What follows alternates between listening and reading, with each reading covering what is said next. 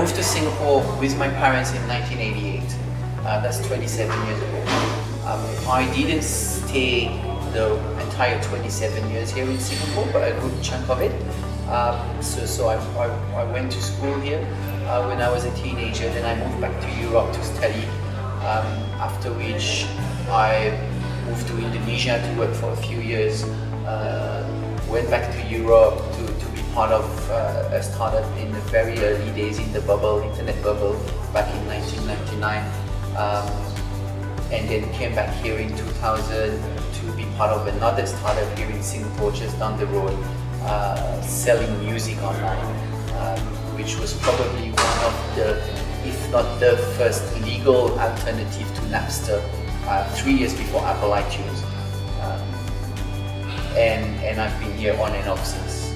The killer app, I don't think there is a killer app, there are many killer apps. I use Slack to communicate with the team.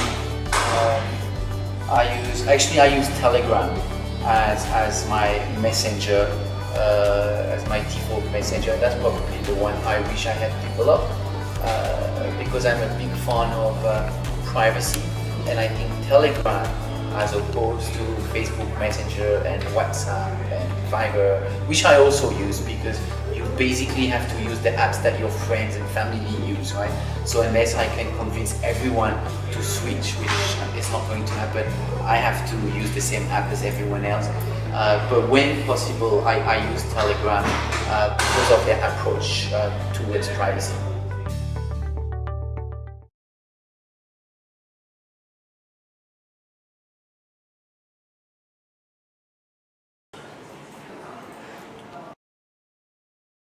I'm the sole owner, so the company is fully bootstrapped. We haven't raised any funds or any money. We haven't let any investors come in so far. So it's a company which I initially started 6 years ago to develop applications for third-party clients. So we were pretty much a service company, and over the years we've evolved towards building and publishing our own apps. So I started alone. I'm a developer myself, so the very first few projects I was working on were coded by my own self. And as we started getting more clients, I recruited a small team. But the company now has 6 people, including myself, and that's the biggest we've ever had. So the business model is very much so, we build and publish our own applications. All the applications that we have on the store follow a very similar business model, which is freemium. So they are free to download, and then we monetize the apps through advertising as well as in-app purchases for premium features and premium content. So we've just passed 21 million downloads during Ramadan this year. I believe it took 2 years to reach the first million. And then another year to go from 1 million to 5 million. And we're now growing at 500,000 to 1 million new downloads every month. Muslim Pro is clearly our flagship application today. We do have another 3 or 4 applications on the store, but I would say 90% of the time that we spend is spent on Muslim Pro. Muslim Pro is an app which we have launched in 2010, during Ramadan 2010 in August. So it's been 5 years. And initially, the story behind Muslim Pro is very funny. So it was initially an app to test the Indonesian market. 6 or 7 years ago, so before Muslim Pro, I used to think and brag that Indonesia was going to become the next gold mine of mobile internet.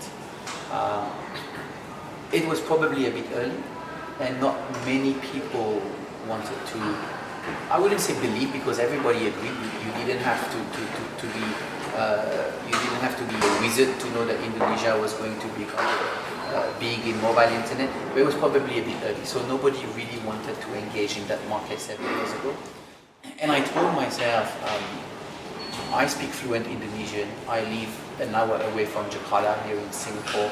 I am a mobile developer myself, so why do I tell others to do it? Why don't I just do it myself? And there I was trying to think of an idea of an app that I could develop for the Indonesian market. And one of the first things that came to me was Indonesia is the biggest Muslim population in the world. Maybe there's something we can do around religion. This was just before Ramadan, a few months before Ramadan in 2010, because we've launched during Ramadan, but it took us a little while to develop.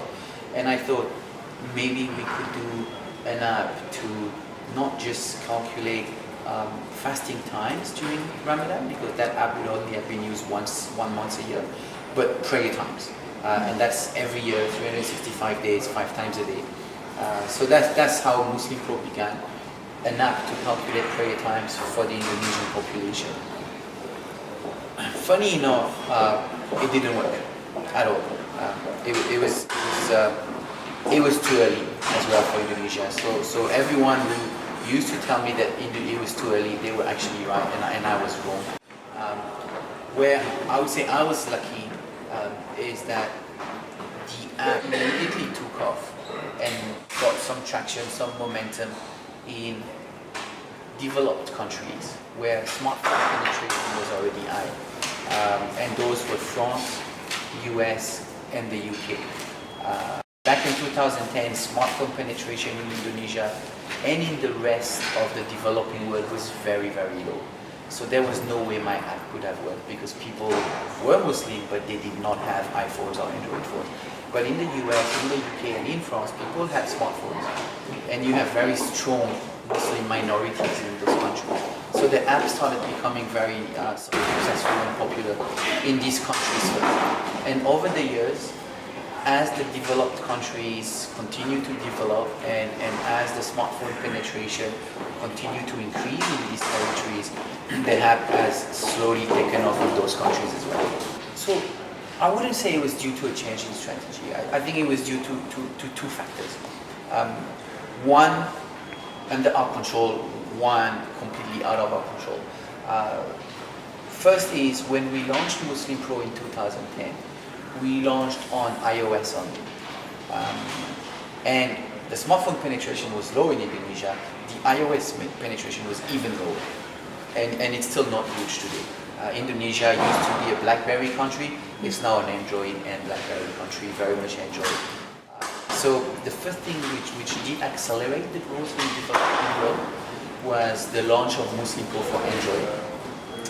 And that came probably in April 2012, if I'm not wrong. So about 18 months after the initial launch on iOS.